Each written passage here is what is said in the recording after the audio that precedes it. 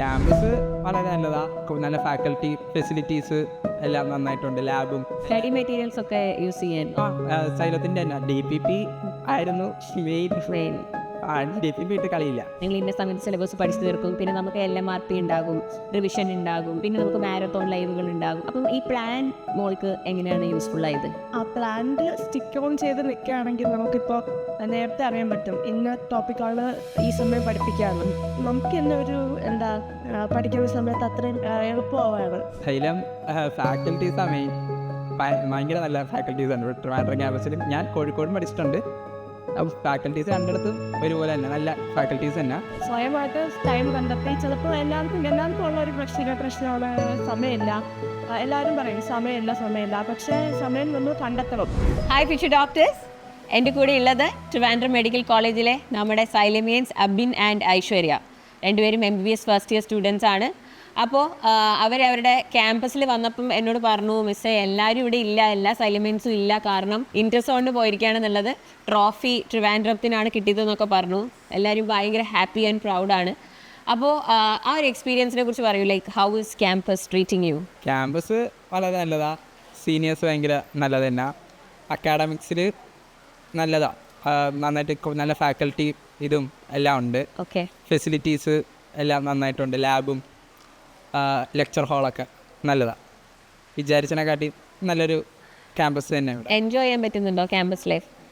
Enjoy നമുക്ക് വിചാരിച്ചാൽ നമുക്ക് ചെയ്യാം. അങ്ങനെ ഒരു ഇതാണ്.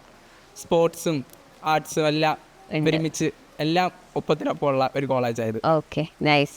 മോളുടെ എക്സ്പീരിയൻസ് എങ്ങനെയാണ് ഐശ്വര്യയുടെ? പ്രതീക്ഷിച്ചതിനേക്കാളും കൂടുതലുണ്ട്. നമുക്ക് ആവശ്യത്തിനുള്ള ഫെസിലിറ്റീസ് പഠിക്കാനായാലും അല്ലാതെ എക്സ്ട്രാ കരിക്കുലർ ആക്ടിവിറ്റീസിൽ ഇറങ്ങാൻ താല്പര്യമുള്ളവർക്ക് എല്ലാ അവസരങ്ങളും ഉണ്ട്. പഠിക്കുന്നതിനൊപ്പം അതും ഒന്നിച്ച് കൊണ്ടുപോകാനുള്ള രണ്ടും ബാലൻസിൽ കൊണ്ടുപോകണമല്ലോ.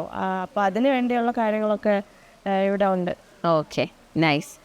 അപ്പോൾ എനിക്ക് ചോദിക്കാനുള്ളത്, നിങ്ങൾ ഇത്രയും നാൾ നീറ്റിന് വേണ്ടി പഠിക്കണം, ഒരു എക്സാമിനെ മാത്രം ബേസ് ചെയ്തിട്ടല്ലേ പഠിച്ചുകൊണ്ടിരുന്നത്. അപ്പോൾ അത് കിട്ടുമോ ഇല്ലയോ എന്നുള്ളൊരു ഇതൊക്കെ. ഇപ്പം നിങ്ങളത് അച്ചീവ് ചെയ്തു, ലൈക്ക് നിങ്ങൾക്ക് നീറ്റ് കിട്ടി, നിങ്ങൾ ആഗ്രഹിച്ച ഒരു സ്ഥലത്ത് എത്തിയെന്ന് തോന്നുന്നുണ്ടോ? ഓക്കെ, അത് നിങ്ങളുടെ ഒരു ഡ്രീം ഫുൾഫിൽ ആയി തോന്നുന്നുണ്ട്. അതൊരു നല്ല ഫീലിംഗ് അല്ലേ? യെസ്, ഫസ്റ്റ് ഇതിൽ തന്നെ മോന് കിട്ടി. അല്ല, ഫസ്റ്റ് ഡേ ഇവിടെ എത്തുമ്പോൾ തന്നെ നമുക്ക് ഒരു ഫീലിംഗ് അല്ലേ? ആ ഒരു ദിവസം തന്നെ നമുക്ക് മനസ്സിലാവില്ല നമ്മുടെ ഒരു ഡ്രീമിലേക്ക് എത്തി എന്നുള്ളത്. ഓക്കെ, അപ്പോൾ എനിക്ക് ചോദിക്കാനുള്ളത്, സൈലത്തിൽ ഏത് ബാച്ചിലായിരുന്നു മോൻ പഠിച്ചത്? ഞാനിവിടെ ഫീനിക്സിലായിരുന്നു. ഫീനിക്സ്. ഓക്കെ, അവിടുത്തെ സൈലത്തിലെ എക്സ്പീരിയൻസ് പറയാമോ? സൈലം ഫാക്കൽറ്റീസാണ് മെയിൻ. ഭയങ്കര നല്ല ഫാക്കൽറ്റീസ് ഉണ്ട് ട്രിവാൻഡ്രം ക്യാമ്പസിലും. ഞാൻ കോഴിക്കോടും പഠിച്ചിട്ടുണ്ട്. അപ്പോൾ ഫാക്കൽറ്റീസ് രണ്ടിടത്തും ഒരുപോലെ തന്നെ നല്ല ഫാക്കൽറ്റീസ് തന്നെ. ഇവിടെ ട്രിവാൻഡ്രത്ത് സ്റ്റുഡൻസ് കുറച്ചുകൂടെ കുറവാണ്.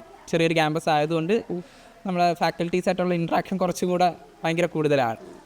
അപ്പം ഫീനിക്സ് ബാച്ച് ആയതുകൊണ്ടും ഫാക്കൽറ്റീസ് പ്രത്യേക ഒരു ശ്രദ്ധ തരും. കാരണം ഇത്താണെങ്കിലും കിട്ടണ്ടേ. പക്ഷെ അതുകൊണ്ട് തന്നെ ഫാക്കൽറ്റീസ് ഭയങ്കര സപ്പോർട്ട് ആയിരുന്നു. സ്റ്റഡി മെറ്റീരിയൽസ് ഒക്കെ യൂസ് ചെയ്യാൻ സൈലത്തിൻ്റെ തന്നെ DPP ആയിരുന്നു മെയിൻ. DPP ഇട്ട് കളിയില്ല. അങ്ങനെയായിരുന്നു. കാരണം ലാസ്റ്റ് റിവിഷൻ നോക്കണമെങ്കിലും തലേദിവസം GABക്ക് എടുത്ത് തലേദിവസം നോക്കണമെങ്കിലും അത് തന്നെ ഉള്ളു.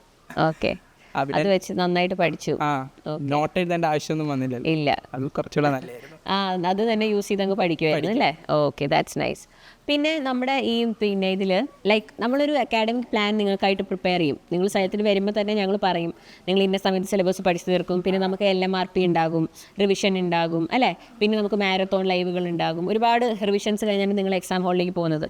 അപ്പം ഈ പ്ലാൻ മോൾക്ക് എങ്ങനെയാണ് യൂസ്ഫുൾ ആയത്? ആ പ്ലാനിൽ സ്റ്റിക്ക് ഓൺ ചെയ്ത് നിൽക്കുകയാണെങ്കിൽ നമുക്കിപ്പോൾ നേരത്തെ അറിയാൻ പറ്റും ഇന്ന ടോപ്പിക്കുകൾ ഈ സമയം പഠിപ്പിക്കാമെന്ന്. അപ്പോൾ നമുക്ക് കൂടുതൽ നമുക്ക് തന്നെ ഒരു പഠിക്കുന്ന സമയത്ത് അത്രയും എളുപ്പമാവാണ്. കാരണം നമുക്ക് നേരത്തെ അറിയുമ്പോൾ അതിന് വേണ്ടിയിട്ടുള്ള പ്രിപ്പറേഷൻസ് ചെയ്ത് വെക്കാൻ പറ്റും. എന്തെങ്കിലും പെൻഡിങ് ഉണ്ടെങ്കിൽ അപ്പോൾ തീർക്കാം. അങ്ങനെയുള്ള അതായത് ആ പ്ലാൻ കൃത്യമായി ഫോളോ ചെയ്ത് പോകുമ്പം നമുക്ക് എന്താ പറയുക, നമുക്ക് സമയത്തിന് എക്സാംസ് എഴുതാനും സിലബസ് തീർക്കാനും നമുക്കൊരു കോൺഫിഡൻസ് ഉണ്ടാവും അല്ലേ? ഓക്കെ, എക്സാമുകൾ എഴുതിയിരുന്നു രണ്ടാളും? യെസ്, എങ്ങനെയുണ്ടായിരുന്നു എക്സാംസ് ഒന്ന് പറഞ്ഞേ. എക്സാംസ് നീറ്റിൻ്റെ ആ ഒരു നിലവാരമായിരുന്നു എല്ലാ എക്സാംസും. GABയും ഡെയിലി ടെസ്റ്റ് ആയാലും ഡെയിലി ടെസ്റ്റ് നമ്മൾ പഠിച്ചിട്ട് വന്ന് നമ്മൾ സ്വന്തമായിട്ട് പഠിച്ചിട്ട് വന്ന് എഴുതുന്നതായതുകൊണ്ട് നമുക്ക് തന്നെ മനസ്സിലാവും ഇവിടെ എത്തിയുള്ളൂ, ഇനി എത്താറുണ്ട് നമുക്ക് മനസ്സിലാവും. ഓക്കെ. GAB എന്ന് പറയുമ്പോൾ ആ ഒരു ചെറിയ കുറച്ച് ടോപ്പിക്കുകളാണല്ലോ. അപ്പോൾ അതിൽ നീറ്റിൻ്റെ ആ ഒരു റേഞ്ച് ചോദ്യങ്ങളായിരുന്നു ഉള്ളത്. ടൈം മാനേജ്മെൻറ്റ് പഠിക്കാനും നമ്മളെങ്ങനെ എഴുതി തുടങ്ങണം, അപ്പം എങ്ങനെയൊക്കെ സ്കിപ്പ് ചെയ്യണം. പിന്നെ നമ്മൾ തന്നെ എക്സാമുകൾ എഴുതുമ്പം ആദ്യം എഴുതുമ്പോൾ നന്നായിട്ട് എഴുതും, പിന്നീട് ആകുമ്പോൾ തെറ്റുകൾ നമ്മൾ സില്ലി മിസ്റ്റേക്സ് വരുത്തും, പിന്നെ ലാസ്റ്റ് ടൈം ആകുമ്പോൾ അത് ശരിയാക്കണം. അങ്ങനെയുള്ള ഇതൊക്കെ കുറേ എക്സാംസ് എഴുതി അങ്ങനെ ശരിയാക്കിയത്.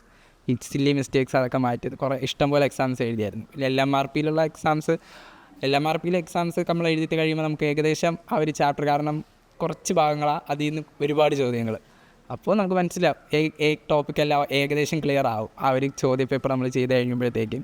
പിന്നെ അത് കഴിഞ്ഞ് പിന്നെ നീറ്റ് എഴുതുമ്പോൾ നമുക്ക് പേടിക്കണ്ടല്ലോ. അതെ, ആ ഒരു കോൺഫിഡൻസിനോടെ എനിക്കൊന്ന് ഒരു 10,000ഓളം ക്വസ്റ്റ്യൻസ് ചെയ്തിട്ടാണ് നിങ്ങൾ എക്സാം ഹോളിലേക്ക് പോയതെന്ന് തോന്നുന്നു. DPP എല്ലാം കൂടെ ഉൾപ്പെടുമ്പോൾ അത്ര ഉണ്ടാവുമായിരുന്നു. നീറ്റ് 2025 നല്ല ടഫ് പേപ്പർ അല്ലായിരുന്നു. അപ്പം ആ ഒരു ടഫസ്റ്റ് പേപ്പർ എഴുതാൻ കയറിയപ്പോൾ ഉള്ള ഒരു എക്സ്പീരിയൻസ് എന്തായിരുന്നു? ഫസ്റ്റ് ഞാൻ എപ്പോഴും ഫിസിക്സ് നിന്ന് തുടങ്ങാം. ഫിസിക്സ് കണ്ടപ്പോൾ തന്നെ തീരുമാനമായി. ആദ്യം കുറച്ച് സമയം ഞാൻ സ്റ്റേബിളായിട്ട് നിൽക്കാൻ ഞാൻ ശ്രമിച്ചായിരുന്നു. എങ്ങനെയെങ്കിലും എഴുതി തീർക്കാം, ബാക്കിയുള്ള ക്വസ്റ്റ്യൻസ് എളുപ്പമുണ്ടാവും എന്ന പ്രതീക്ഷയിൽ ഞാൻ ഫിസിക്സ് കംപ്ലീറ്റ് ആക്കി. സാധാരണ എഴുതുന്ന അത്ര എഴുതാൻ പറ്റിയില്ല, ബട്ട് എന്നാലും കെമിസ്ട്രി പോയി, ബോട്ടണി, സോളജി എല്ലാം കംപ്ലീറ്റ് ആയിട്ട് പിന്നെ തിരിച്ചു വന്നപ്പോൾ അപ്പം മുതലാണ് എനിക്ക് ടെൻഷനായി തുടങ്ങി. ഓക്കെ. അതൊരു കുഴപ്പമില്ലായിരുന്നു. മാക്സിമം ഞാൻ എങ്ങനെയൊക്കെ പിടിച്ചു നിൽക്കാൻ തോന്നി. ഓക്കെ. അതുകൊണ്ട് ടെൻഷനായെന്നുള്ളതാ. പക്ഷെ ആ ടെൻഷൻ ആയില്ലായിരുന്നെങ്കിൽ കുറച്ചുകൂടെ എനിക്ക് ക്വസ്റ്റ്യൻസ് ചെയ്യാൻ പറ്റിയേനെ.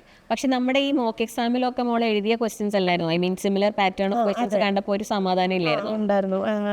ചില ക്വസ്റ്റ്യൻസ് ഈ പ്രതീക്ഷിക്കാത്ത വന്ന ഈ റിഡക്ഷൻ അത് ഇടയ്ക്ക് ഞാൻ കണ്ടിട്ടുള്ള റിഡക്ഷൻ ബയോളജി നമ്മൾ ചെയ്തിട്ടുണ്ട് ആ ക്വസ്റ്റ്യൻ. അതുകൊണ്ട് എനിക്ക് അത് എഴുതാൻ പറ്റി. ഓക്കെ. 4 മാർക്ക് കിട്ടി. അത് ചെറിയ അല്ല ഡെഫിനറ്റ്ലി.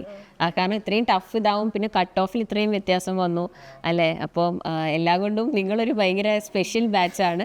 ബട്ട് അന്ന് നമ്മൾ അത്രയും ടെൻഷൻ അടിച്ചെങ്കിലും today you are happy, right?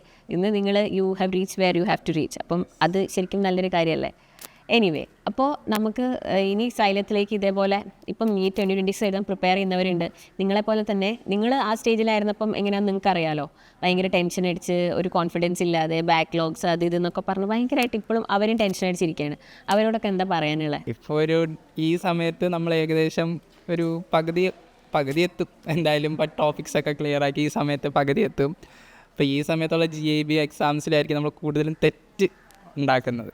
കാരണം നമ്മൾ ആദ്യം നന്നായിട്ട് എഴുതും, പിന്നെ അത് കഴിഞ്ഞിട്ട് നമുക്കറിയാമെന്നുള്ളതല്ലേ എന്ന് വിചാരിച്ച് നമ്മൾ ആ ഒരു ഇത് കാണിക്കും. അപ്പോൾ കുറേ മിസ്റ്റേക്സ് വരും, സില്ലി മിസ്റ്റേക്സ്. നമ്മൾ ഒരു വാക്ക് കാണാതെ പോകുന്നതായിരിക്കും, ഓപ്ഷൻ ശ്രദ്ധിക്കാത്തതായിരിക്കും.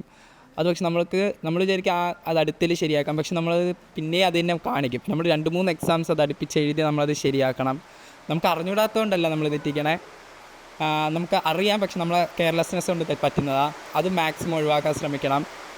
പിന്നെ നമ്മളെ കൊണ്ട് പിന്നെ നന്നായിട്ട് പഠിക്കാൻ ശ്രമിക്കുക. ലാസ്റ്റ് ഒരു ദിവസം നീറ്റ് കഴിഞ്ഞിട്ട് നമുക്ക് തോന്നരുത് ഇപ്പോൾ ആ സമയത്ത് നമ്മൾ കുറച്ചുകൂടെ നന്നായിട്ട് പഠിച്ചിരുന്നെങ്കിൽ നമുക്ക് കുറച്ചുകൂടെ നന്നായിട്ട് എഴുതാൻ പറ്റുമെന്ന്. നമുക്ക് നീറ്റ് കഴിഞ്ഞിട്ട് നമുക്ക് ആ ഒരു ഗിൽറ്റ് ഫീൽ ആകരുത്.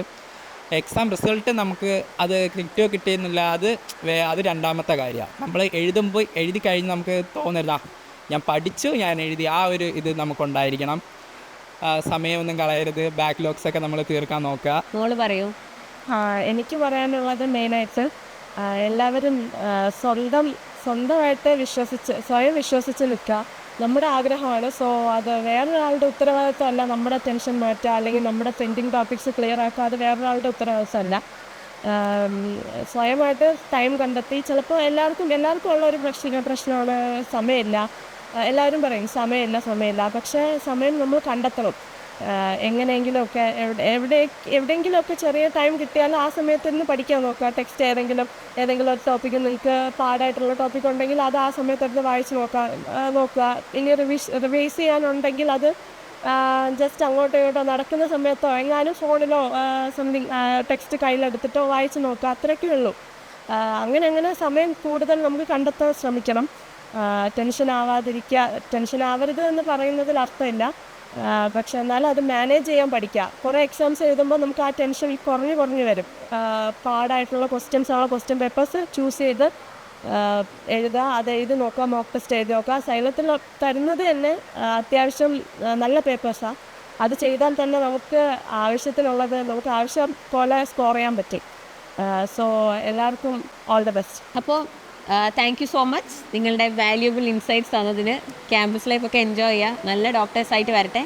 അപ്പോൾ നമുക്ക് എല്ലാവർക്കും ഒരു ഓൾ ദ ബെസ്റ്റ് പറഞ്ഞാലോ. അപ്പോൾ സൈലമിയൻസിന് എല്ലാവർക്കും ഞങ്ങളുടെ വക ഓൾ ദ വെരി ബെസ്റ്റ്.